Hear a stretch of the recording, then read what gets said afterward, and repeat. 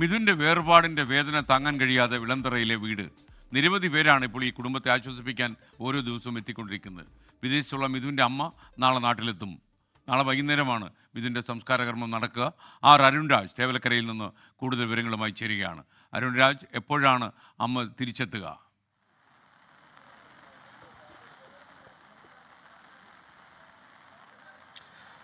നാളെ രാവിലെ 9 മണിക്ക് നെടുമ്പാശ്ശേരി വിമാനത്താവളത്തിൽ മിഥുൻ്റെ അമ്മ സുജ എത്തും. തുടർന്ന് 1 മണിയോടെ വീട്ടിലെത്തും എന്നുള്ളതാണ് നിലവിൽ ലഭിക്കുന്ന വിവരം.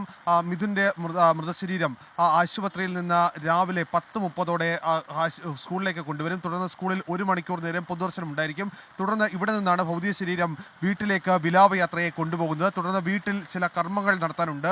ഈ അമ്മ എത്തിയ ശേഷം ഈ കർമ്മങ്ങൾ പൂർത്തിയാക്കി 4 മണിയോടെ വീട്ടുവളപ്പിൽ തന്നെ സംസ്കാരം നടക്കും എന്നുള്ളതാണ് നിലവിൽ ലഭിച്ചിരിക്കുന്ന വിവരം. എന്തായാലും വളരെ വൈകാരികമായ ഒരു മുഹൂർത്തങ്ങളിലൂടെയാണ് ഇവിടെ കടന്നു പോകുന്നത്.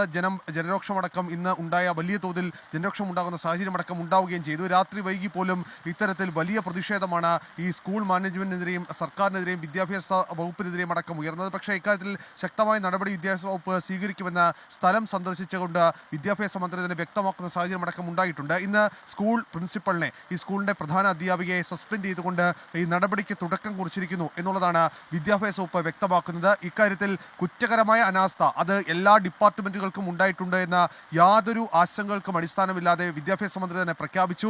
അങ്ങനെ ഒരാൾ പോലും ഇതിൽ ശിക്ഷാമുക്തരാകില്ല. കുറ്റക്കാരായ എല്ലാവരും ഈ നിയമത്തിന് മുമ്പിലേക്ക് എത്തും. അതിനുള്ള നടപടികൾ തങ്ങൾ ആരംഭിച്ചിട്ടുണ്ട് എന്നുള്ളതാണ്.